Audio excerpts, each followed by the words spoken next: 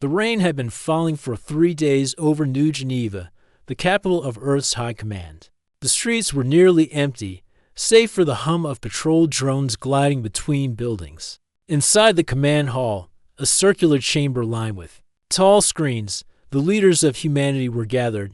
Every screen displayed a single star chart, glowing with lines that marked human space in blue, and the territories of the Zorlan Dominion in red. At the center, the Sol system shone like a pale golden circle, surrounded by the borders that had been crossed far too many times. Captain Mara stood at the far end of the table, her dark uniform pressed and her posture straight. She was one of the youngest officers ever to be invited to this level of meeting, yet her eyes carried the steady calm of someone who had seen more than she spoke about. Round her, older admirals and ministers exchanged quiet words, their voices low but their expressions tight. The Dominion had sent another message the night before, and everyone in the room knew what it meant. The Zorlan Dominion was an ancient star empire, a union of multiple species bound under a single banner. For decades, their fleets had pushed outward, testing borders, claiming territory that was not theirs, and ignoring the pleas of smaller worlds. To them, humanity was a recent rival in the galaxy, a young species with bold voices but little real power. In their records, humans were stubborn traders and colonists, but not a serious threat. That belief had kept Earth safe in the past, but it had also cost the lives of many who lived on the frontier. For the past year, the Dominion had been sending fleets toward the Sol border. The first had come quietly, scanning outer stations. The second had sent probes into the asteroid belt. The third through the eighth had been larger and bolder, brushing against defense lines but pulling back before shots were fired. Every time, Earth had warned them away. Every time, they had returned. Now, a ninth fleet was gathering on the other side of the border. The intelligence reports showed a formation bigger than anything the Dominion had sent before. There was no sign they meant to stop. Admiral Wren, a broad-shouldered man with silver in his hair, rose from his seat. His voice was clear, steady, and free of hesitation.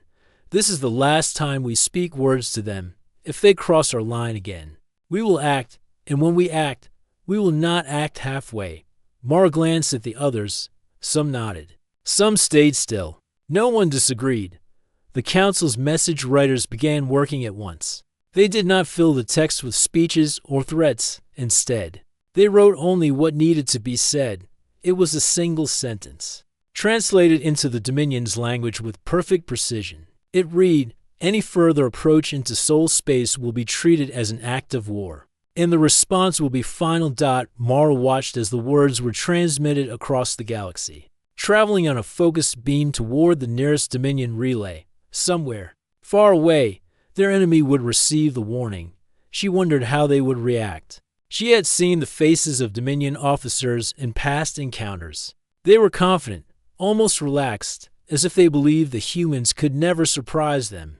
When the message was sent, the room remained silent for a moment. Everyone knew that words were easy to send but harder to defend. The Dominion's answer, whether given or implied, would come in actions, and those actions would arrive in Sol space soon. As the meeting broke apart, Mara stepped out into the rain. The streets were still empty, and the silver glow of the city lights reflected on the wet pavement. Above her, the night sky was hidden by clouds, but she knew where the stars were, somewhere beyond that cover. The Ninth Fleet was preparing to move. Her communicator buzzed. It was Commander Iden from the Defense Network. His voice carried no excitement, only quiet readiness. "Captain, the Veil Ray will be on standby within 72 hours. The Veil Ray, the name alone brought a shift in Mara's thoughts. Few even in high command knew the full truth of what it could do. It was not new technology, but it was not widely understood. It had been found, not built, in the ruins of a war long before humanity learned to cross between stars. The engineers who studied it said it could bend space in ways that broke normal rules. Officially, it was a research station hidden in the asteroid belt. In reality, it was something far more dangerous. Mara replied softly, "Keep it ready, but quiet. If the Dominion comes, they must never know what waits for them. Iden confirmed. And the line went silent. She walked toward the nearest maglev platform. The train arrived without sound, its smooth surface reflecting the glow of the city. As she boarded, she saw workers, students, and families sitting calmly, unaware of the rising tension in the command halls. That was the way it should be. If the Ninth Fleet came, Earth would answer before panic could spread. The train sped toward the defense district, where her ship, the Aurora, was docked. It was not the largest ship in the fleet, but it was fast and carried a crew that trusted her completely. She would need that trust in the days ahead. When she arrived at the docking bay, the Aurora stood ready, its hull gleaming under the station lights. The crew was already moving supplies aboard, speaking in low voices as they worked. They did not ask questions. They had seen the same reports. Mara walked through the airlock and onto the command deck. Screens showed the movement of human patrol ships along the border. Nothing unusual yet, but she could feel it, the quiet before something large and unstoppable began. She stood at the forward window, looking out toward the dark stretch of space beyond the station shields. Somewhere out there, the Zorlan Dominion was preparing to ignore Earth's final warning. She did not know if they understood the danger they would face. Perhaps they believed they were beyond danger. Perhaps they thought humanity's borders were only lines on a map. If that was what they believed, then they were about to learn how wrong they were. In the heart of the Zorlan Dominion, the capital world of Varnish shone with white towers and vast docking rings that circled the planet like silver crowns. On this day, those rings were alive with movement. The Ninth Fleet was preparing to leave. Engineers in orange suits moved across the hulls of warships, making final checks. Cargo drones carried containers to supply bays. The air was filled with the steady hum of power cores being brought online. Commander Rel, the officer chosen to lead the Ninth Fleet, stood on the balcony of his flagship, the Vanguard.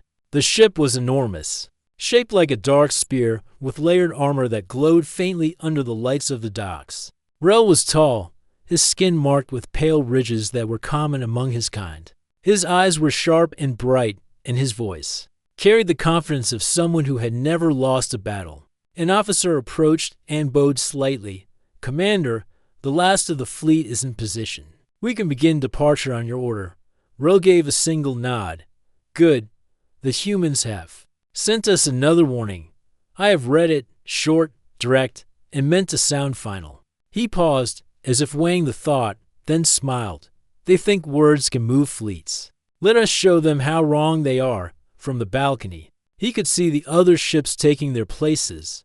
The Ninth Fleet was made of 48 warships, each armed with the newest weapons the Dominion could build. Their hulls reflected the light of Varnus's twin suns. The smaller escort ships moved between them like a school of fish protecting a greater predator. Far above, the docking rings began to open. The magnetic clamps holding the Vanguard released with a deep metallic tone. Rel felt the faint vibration under his boots as the engines came to life. His ship's captain, a quiet and efficient officer named Sira, announced over the comms that all systems were green.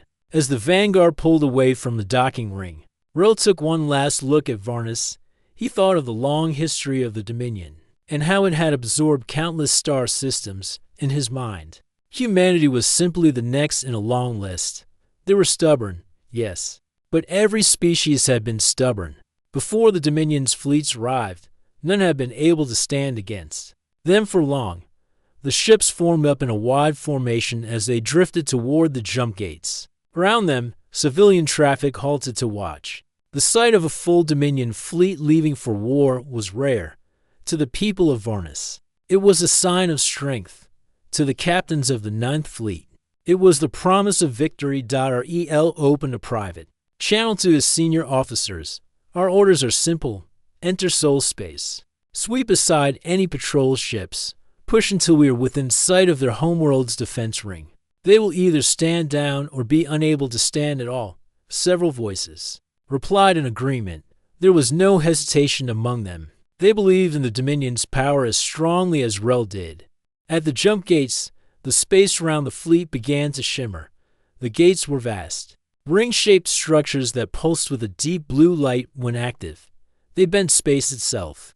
creating a tunnel between 2 points in the galaxy. The Vanguard was the first to enter.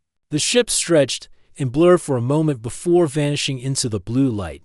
The others followed in perfect order. On the other side of the galaxy, near the edge of human space, a quiet listening station picked up the faint signature of the incoming fleet. The station was hidden within the ice crust of a moon, invisible to casual scans. Inside, a handful of human operators sat at their consoles. One of them, a young analyst named Parn, frowned as the readings sharpened. He sent a coded burst toward Earth. The message was short, but it carried weight. Ninth Fleet has jumped. Estimated arrival in Sol Sector within 4 days. On the Aurora, Captain Mara read the report in silence. The crew around her kept their eyes on their tasks, but she could feel their awareness of the moment. The Ninth Fleet was not a rumor anymore. It was moving. She opened a channel to Admiral Wren. Confirmation from the outer listening post. They are on the way. Wren's voice was calm. Then we move to Phase 2. All border patrols fall back to secondary positions. We will not waste ships in an early clash. Keep the Veil Ray on standby. Mara understood the plan. Let the fleet come deeper, where the array's range was strongest. Every step the Dominion took would be one they could not take back. In the days that followed, the Ninth Fleet cut through the blackness of space, moving along the slipstream lanes that connected the jump gate to the Sol border. The fleet's formation was tight, shields active, but weapons cold. They expected resistance, but none appeared. The Dominion crews began to murmur among themselves, wondering if the humans had finally decided to give up without a fight. Rel listened to these reports and felt a growing satisfaction. They know they cannot win, he told Syrah. That is why they hide. We will reach their core before they can muster the courage to face us.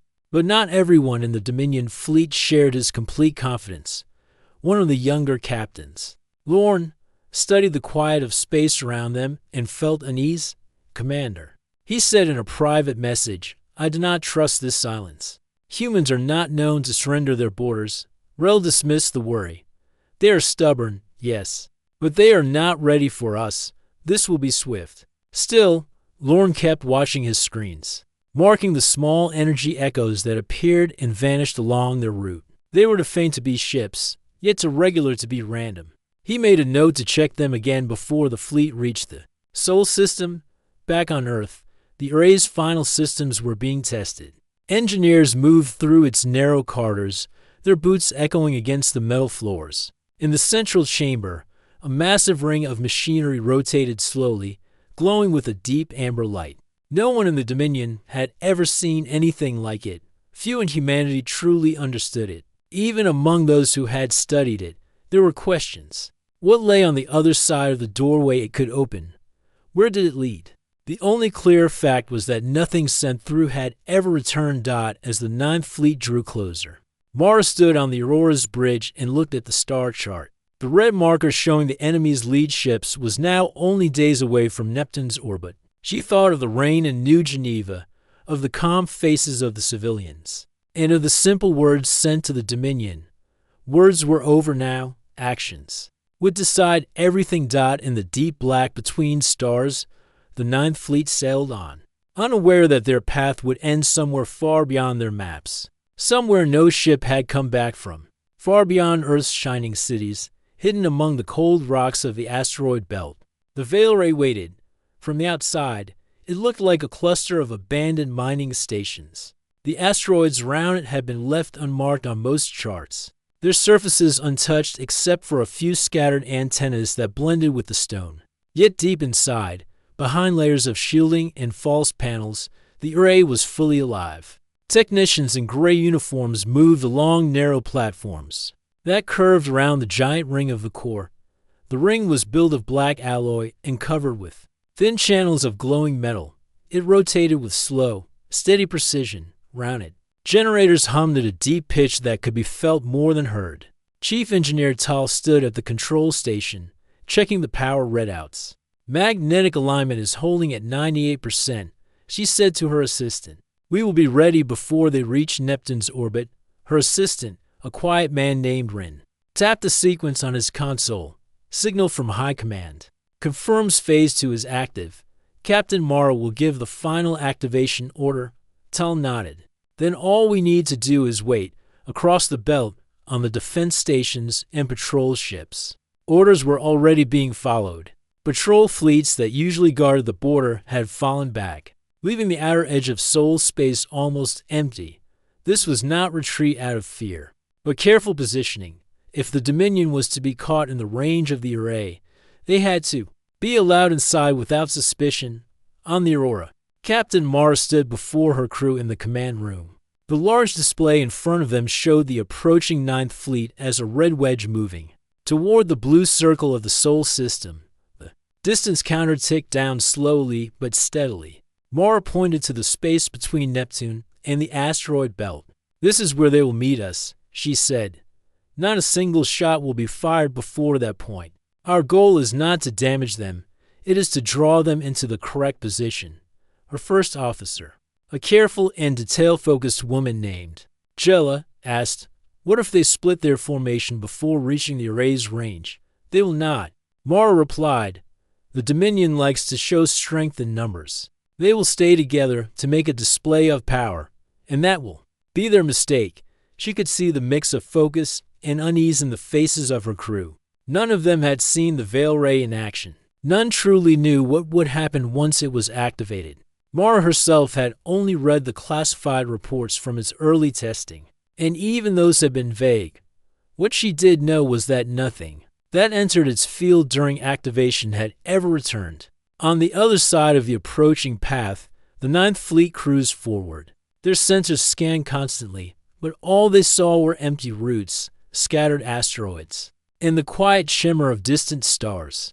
Commander Rel sat in his chair at the center of the Vanguard's bridge. His officers reported clean scans. "No sign of defense ships," one said. Rel gave a slight smile. "They are either hiding in fear or planning something they cannot finish. Either way, it changes nothing."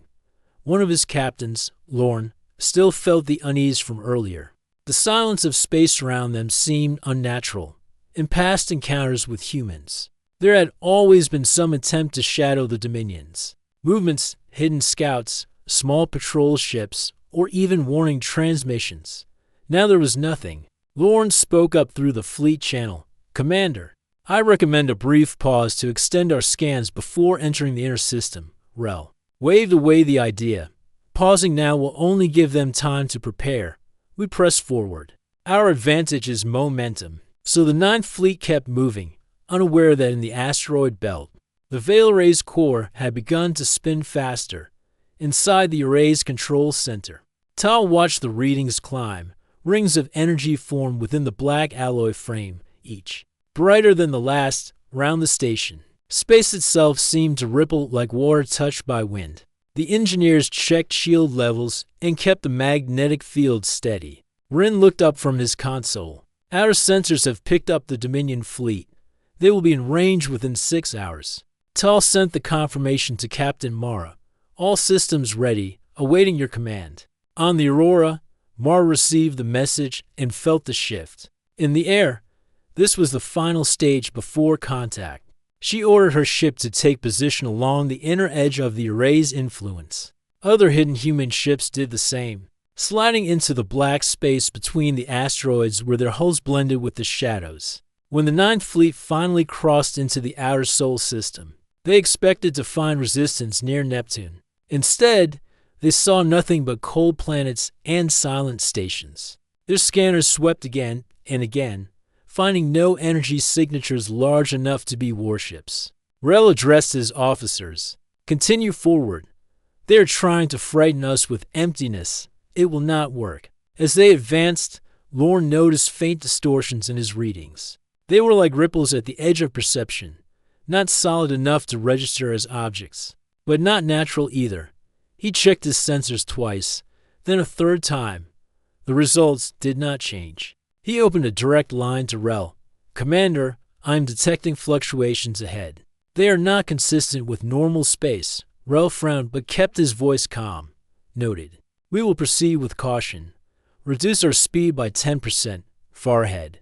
Captain Mara watched the red wedge on her display slow slightly. She knew The Dominion was sensing something unusual, but she also knew they had already come too far to turn back without risking their pride. She gave the order to Tal over the secure channel. Stand by for full activation. In the Veil Ray's core, the black ring's glow deepened until it was a solid band of amber light. The generators roared within their containment fields. Space around the station bent inward, forming a faint but vast curve invisible to most eyes. Rin announced, "Fleet entering primary range in 30 minutes." Tal's hands moved over the controls with deliberate care. This was the moment the array had been designed for. Once the fleet was inside the zone, activation would be immediate. There would be no warning, no visible weapon fire, only the quiet opening of a door that should never have been opened. In the last half hour before the moment, both sides moved in silence. On the human side, ships held their hidden positions, their crews watching the enemy's slow approach. On the Dominion side, crews felt the pressure of unseen forces brushing against their hulls. When the countdown reached 5 minutes, Captain Mara spoke to her crew. "Hold steady. In a few moments, they will no longer be here." The Ninth Fleet continued forward, unaware that every kilometer brought them closer to a place from which no signal, no ship, and no voice would ever return. The space between Neptune and the asteroid belt was darker than most sectors of Sol. The faint light from the distant sun barely reached here, and the only glow came from the icy moons drifting in slow orbits. It was a place where signals faded quickly, where shadows could stretch for thousands of kilometers without interruption. It was here that the Ninth Fleet slowed to a steady crawl. Commander Rel stood on the bridge of the Vanguard, watching the faint outlines of asteroids appear on the forward screens. His crew adjusted the ship's shields to account for scattered debris. Everything seemed ordinary on the surface, but something in the space ahead felt different. "Range to inner system?" Rel asked. 2 hours at current speed, replied Sira, the ship's captain.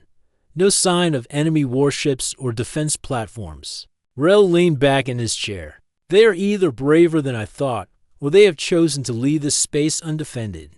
Either way, our course remains the same, in one of the escort ships." Captain Lorne stared at his sensor display. The strange ripples he had noticed earlier were now stronger. They pulsed in a slow rhythm, faint but steady. Lorne ordered his crew to run deep scans. The results showed distortions in space itself, as if invisible currents were flowing around them. He sent a direct message to Rel, "Commander, my readings are showing spatial compression ahead. It is not natural. I advise halting the fleet until we understand what it is." Rel's tone was firm but calm. "Your caution is noted, Captain. But the humans cannot fight us with empty space. Proceed with formation." The Ninth Fleet moved on. Hidden among the asteroids ahead, the human ships waited without lights. The Aurora was closest to the lead Dominion vessels. Captain Mara stood at the command console, her eyes on the large display showing both the enemy formation and the expanding field of the Veil Ray. The faint amber glow of the array's core was invisible to the naked eye from here, but its influence stretched far beyond the belt. Her first officer, Jealous, spoke quietly. "The lead ships have entered primary range. The array is ready." Mara opened a secure channel to Chief Engineer Tal. "Begin full activation." Inside the array's core, Tal pressed her palm to the control plate. The massive black ring shifted into a faster rotation. The deep hum of the generators rose to a vibrating pitch that rattled the walls. Around the station, space began to twist. Stars at the edge of the view seemed to bend inward, as though the entire region was being pulled into the center of the ring. From a Dominion perspective, the change was subtle at first. Lights on their consoles flickered. Navigation readings wavered. The background stars appeared to drift, even though the ships had not changed course. Lorne was the first to notice the scale of the effect. His crew reported that their long-range scans were looping back on themselves, showing the same images over and over. "We are inside something," he said to his officers. "A field or a fold in space." On the Vanguard, Rel frowned as his own sensors gave conflicting results. "Adjust our trajectory," he ordered. "Bring us clear of the disturbance." But the adjustment never happened. Every attempt to alter course was met with the same result. The fleet continued forward, though none of the navigators could explain why. The black shapes of the hidden human ships began to appear on the Dominion's short-range sensors. They were unlike the standard patrol craft the Dominion had studied. These ships had no running lights, no visible weapon ports, and no heat signatures. They simply drifted in precise, deliberate movements, like hunters closing in. Rel opened. A wide channel to the fleet. All ships prepare for contact. Do not fire until I give the order. Back on the Aurora, Mara listened to the faint chatter from the Dominion frequencies. She heard the tension building in their voices. The array's field was now fully active, and the Dominion ships were caught inside its invisible boundaries. Tal reported from the array. Energy level at maximum. Field containment is stable. Target mass is locked. Mara gave the order. Proceed. The Veil Array's core flashed with a single pulse of amber light. There was no beam, no blast, no visible wave. Yet the effect was immediate on the Dominion ships. Every console went dark for a fraction of a second when the lights returned. The stars outside the viewports were gone. Instead, an endless blackness surrounded them, broken only by faint shimmering patterns that moved like slow tides, the asteroids, the human ships. Even the distant sun had vanished. Rel's voice was sharp now. Status report. We have lost all contact with known space, an officer replied. Navigation shows no fixed points. Our comms cannot reach beyond the hull.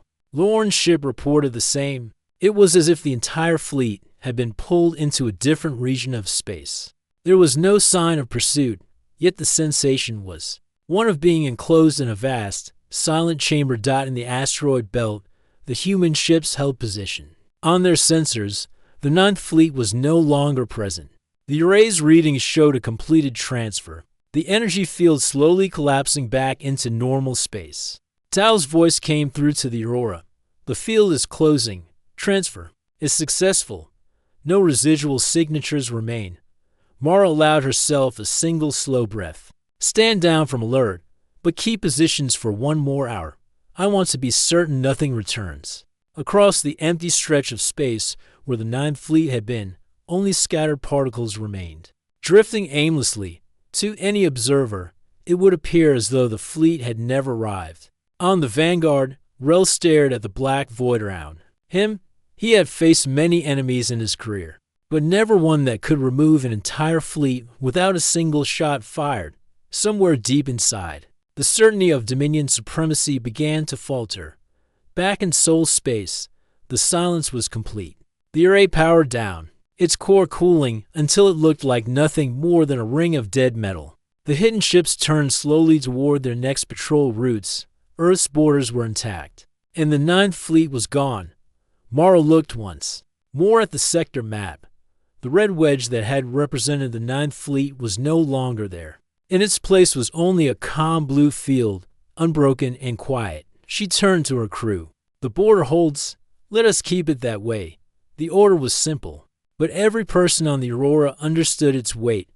The Dominion had been warned. Now, they had been shown what awaited them if they ignored that warning again, far away. In a place no chart recorded, the Ninth Fleet drifted in the strange black tides, searching for a way back that did not exist. The news reached the Zorlan Dominion quietly at first. It came as a short transmission from aboard a relay station, a routine check-in from a scout ship waiting to track the progress of the Ninth Fleet. The message contained only a few lines. The fleet had entered Sol space, slowed for unknown reasons, and then all signals had ceased. At the Dominion capital of Varnus, the message was read by a duty officer in the Grand Fleet Command. He assumed it was a technical fault. Relay signals sometimes failed in the deep reaches of space. But when no follow-up message arrived in the next hour, and when repeated calls to the Ninth Fleet went unanswered, the officer sent the report to his superiors. Within a day, the matter reached the High Admirals. They gathered in a tall chamber of glass and black steel, the ceiling painted with the history of their empire. The admirals reviewed every scrap of information, the fleet's departure logs, the confirmed entry into Sol space, and the sudden silence that followed. Admiral Roth, the most senior among them, lean over the table. 48 ships do not vanish in open space. There's either a massive deception at work, or the humans have a weapon we have not seen before. Some of the admirals dismissed the second idea. Humans were skilled traders and explorers, but their fleets were small compared to the Dominions. No one in the room could name a battle where humans had destroyed even a single Dominion capital. Ship without heavy losses, still, the facts were impossible to ignore. The Ninth Fleet had been the largest force sent toward Sol in decades. It had entered without resistance and then simply ceased to exist. One admiral suggested sending another fleet to investigate. Another argued for caution. Roth finally raised a hand for silence. If we send another force and it suffers the same fate, our enemies will see weakness. We will investigate quietly. No public announcements. No calls for aid. In the meantime, on Earth, the mood was different. In the High Command Chamber of New Geneva, Captain Mara stood before Admiral Wren. The array's success had been confirmed. All traces of the Ninth Fleet had been removed from Sol space. Wren's expression was calm, but his voice carried satisfaction. They will know something happened. They will not know what. Mara asked, "Do we release any information to our allies?" "Only what we choose," Wren replied. "Let the galaxy hear that the Ninth Fleet entered our borders and did not return. Let them draw their own conclusions. Word spread through the trading lanes first." Merchants who operated near Sol space began to whisper that the Dominion's greatest fleet had gone missing. Some said it had been destroyed in a massive battle. Others claimed it had been trapped in a collapsing star. A few swore that the humans had learned to erase ships from existence. The truth remained locked behind the sealed doors of the array's control center. Even many within Earth's fleet had no idea what had happened. They only knew that the Dominion had not returned.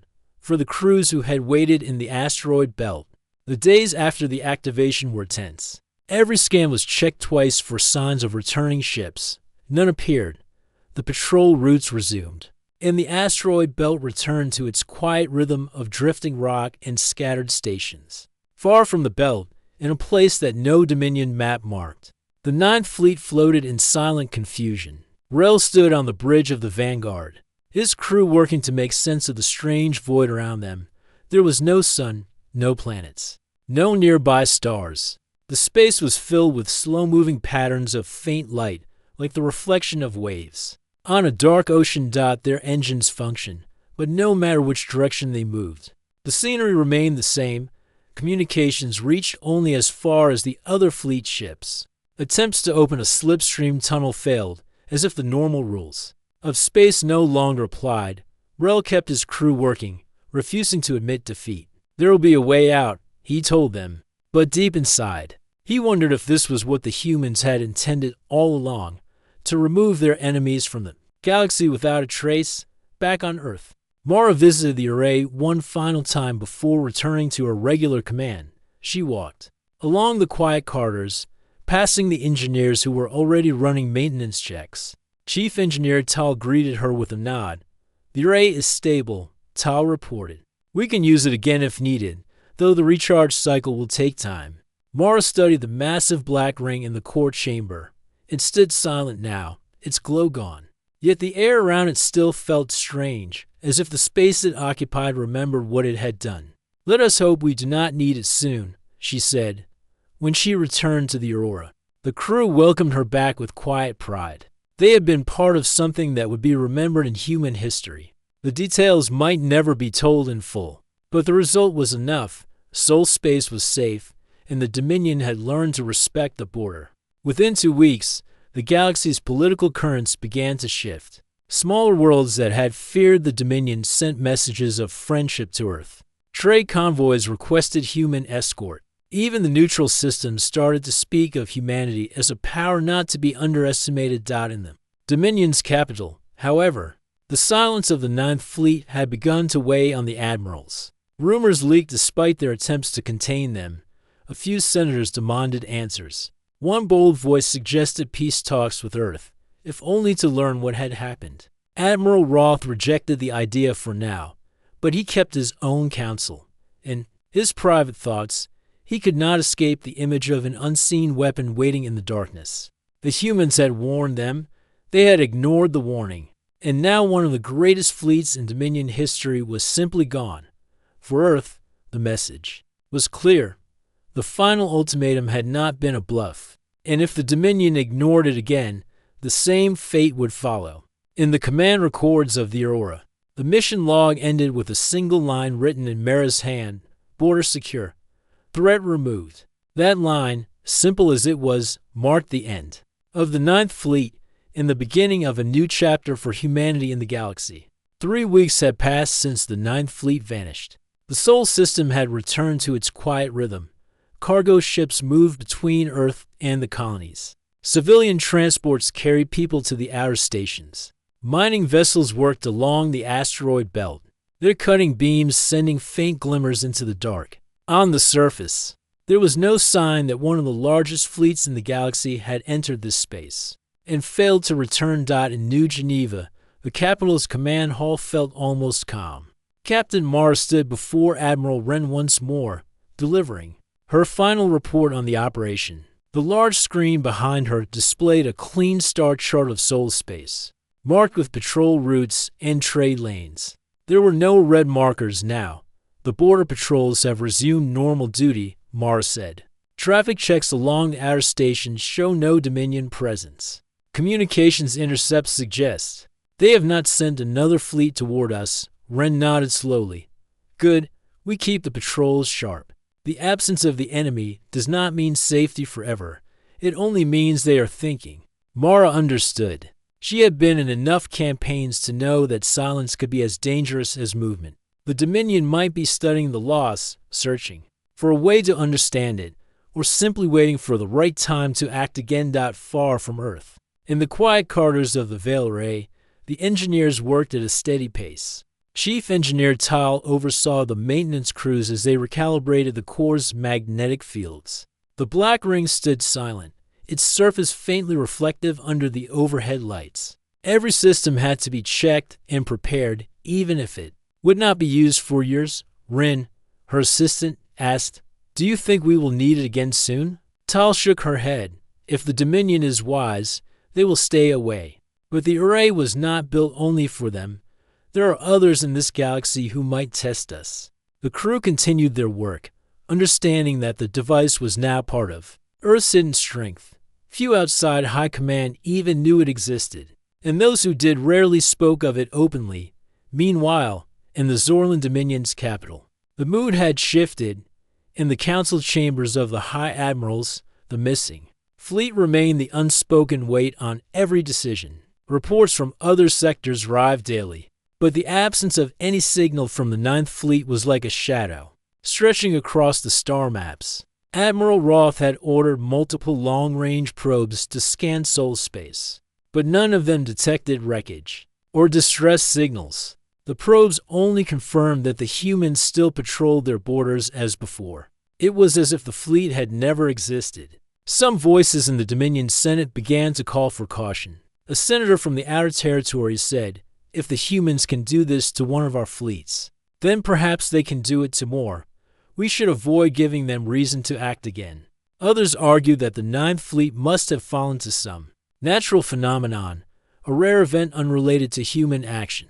They claimed the Dominion could send another fleet with greater preparation. Roth listened to every opinion, but made no final decision. He knew that if they acted without understanding what had happened, they risked repeating the same mistake. For now, he ordered the fleets near Sol space to hold position far from the human border. Back on Earth, the political ripples began to reach other worlds. Small colonies in the fringe systems sent requests for human trade and defense agreements. Neutral traders offered to carry goods under human protection, believing it safer than traveling under Dominion escort. In the High Command meeting room, Minister Hale presented a report to the admirals. Our influence has grown in the outer systems. Several worlds are now asking to join our defense network. They see us as capable of standing against the Dominion where others have failed. Wren glanced at Mara. "And what do you think, Captain? Should we take these new allies under our wing?" Mara considered the question. "If we take them in, we strengthen our position, but we also draw more attention from the Dominion. They may see it as an expansion of our reach. Ren smiled faintly. Perhaps they should. Fear can be a useful shield. The days turned into weeks, and still there was no sign of the Dominion returning. The array remained in standby, its systems ready. Patrol ships moved along the borders without trouble. The civilians went about their lives, many of them unaware of how close Sol Space had come to facing open war. One evening aboard the Aurora, Mara stood at the forward observation deck. The stars stretched in a wide arc, bright against the black. She thought of the Ninth Fleet. Somewhere beyond those stars, drifting in that strange void. She wondered if they had accepted their fate, or if they still searched for a way home. Jella joined her, holding a data slate. Another quiet day on the border, she said. Sometimes I wonder if they are finished with us. They are not, Mara replied. The Dominion does not forget. But now they know that we do not forget either. In the deep unknown where the Ninth Fleet had been taken, the Vanguard and its sister ships still moved in formation. Days and weeks meant little there, for the environment had no familiar markers of time. The faint light patterns continued to shift slowly, and the strange currents of space kept them from finding a direction that led anywhere different. Rel kept order as best he could. He maintained drills, repairs, and constant search efforts. But morale was thin. Many in the fleet had begun to understand the truth. They were not lost in the normal sense. They had been placed somewhere outside the known galaxy, perhaps outside reality itself. When he was alone, Rel considered the last thing he had seen in Sol Space. The black shapes of the human ships and the invisible pull that had seized them. He knew this was not an accident. It was a deliberate act. The humans had done this. Back in Sol Space, the quiet continued, but in the minds of those in high command, the silence was not an ending. It was a pause. They knew the Dominion would either return in force or approach with diplomacy. The outcome depended on which path their pride allowed them to take. Until then, Earth would wait. The veil ray ready, its core silent but holding the memory of what it had done. The weeks turned into months. The Sol system remained quiet, and the people of Earth went on with their lives. Trade grew, colonies expanded, and the border patrols kept watch. Yet in the command halls of New Geneva, no one believed the calm would last forever. Admiral Wren stood before a large star map showing the space between Earth and the Zorlan Dominion. Green lines marked human patrol routes. Beyond them, a wide stretch of empty space lay before the Dominion border. It had been weeks since any probe or ship from their side had been detected. They are thinking, Wren said to the gathered officers. Thinking is more dangerous than acting. When they act, we can see their intent. When they think, we can only guess. Captain Mara sat near the end of the table. She had returned from a patrol 2 days earlier and had seen no sign of the Dominion, not even their scout drones. She knew that Wren was right. The silence was a sign of calculation. Meanwhile, far away in the Dominion capital, the High Admirals met in secret. The great chamber was dim, lit by soft blue lamps that cast long shadows across the polished floor. Admiral Roth stood at the head of the table. He had listened to many reports, but none had changed the truth. The Ninth Fleet was gone. We can send another fleet, one admiral said, but if it does not return, our enemies across the galaxy will know our strength has failed twice. Another voice suggested peace. If we open talks, perhaps the humans will reveal what happened. They may offer terms. This could save face while still learning the truth. Roth remained silent for a long moment. He looked at the great star map that showed the Dominion's reach. Many worlds were under their control, but some lay on the edge, always watching for signs of weakness. If the humans were now seen as stronger, those edge worlds might shift their loyalties. Finally, Roth spoke. We will not send another fleet into Sol Space, nor will we admit defeat. We will change our approach. We will watch them, learn from them, and wait for a time when we can act with certainty. Until then, they will not be our target. The decision was carried out quietly. Orders went to the Dominion fleets near Sol Space to withdraw further from the border. Patrol routes were changed to avoid human contact. Officially, the Ninth Fleet was listed as lost in deep space due to a navigational anomaly. Few believed it, but the statement gave the Senate an explanation they could accept back on Earth. The change in Dominion behavior did not go unnoticed. Minister Hale brought the report to Admiral Wren. They have pulled their patrols back. No Dominion warships have been seen within 3 sectors of the border. Civilian traffic in the neutral zone has increased. Wren nodded. Then they have chosen caution over pride. That is rare for them. Mara, who was present, asked, "Do we expect talks?" "Perhaps not soon," Wren said. "Their pride will not allow them to sit at our table yet, but the message is clear. They have no wish to test us again for now." The effect on the rest of the galaxy was swift. Small powers began to seek agreements with Earth. The memory of the missing Ninth Fleet spread through trade lanes and station carters. Stories grew with each telling. Some said the humans had a weapon that could erase entire armadas. Others claimed they could open doors to other dimensions and trap enemies forever. On the fringe world of Vera, a merchant told a group of captains the humans gave a warning. The Dominion ignored it. "Now one of the greatest fleets in history is gone. If you value your ships, you do not cross them." For the people of Earth, the story became a quiet point of pride. There were no public parades, no announcements of victory. Only those in high command knew the full truth. The Valere remained under guard, its black ring still and silent. Engineers kept it ready, but it was spoken of only in coded reports. One evening, Mara returned to the array. Chief Engineer Tal greeted her with a nod. "Everything is stable." Tal said, "It could be used again if needed." Mara looked at the device and thought about the fleet it had taken. "Let us hope it stays silent for a long time," she said. In the strange void where the Ninth Fleet drifted, Rel still commanded the vanguard. His crew worked to keep the ships functioning, but they had long since accepted that they might never see home again. The light patterns around them shifted slowly, and the currents of the place carried them without destination. Rel stood at the forward viewport. He thought of Soul Space, of the warning the humans had given, and of how the admirals had ignored it. In his mind, he admitted what no report in the Dominion would ever say: the humans had beaten them without a battle. Months later, a message arrived in New Geneva from a neutral system near the Dominion border. It carried a single line: "The Dominion will not cross your border again." Wren read it and smiled faintly. Then they have made their choice. Mara asked, "Do we trust it?" "We respect it," Wren said. "Trust is for allies. Respect is for those who understand the cost of crossing us." The years that followed saw Earth grow stronger. Trade expanded, alliances deepened, and the Sol system became a place few dared to challenge. The Dominion remained distant, their fleets moving in other directions, but in the quiet of the array's control room, the Black Ring waited, ready for the day it might be needed again. History would record the Ninth Fleet as lost in deep space, but those who knew the truth understood that it had not been lost. It had been taken, and the galaxy had learned a lesson it would not forget. In the command log of the Aurora, Mara wrote one final line for the record: "Ultimatum delivered."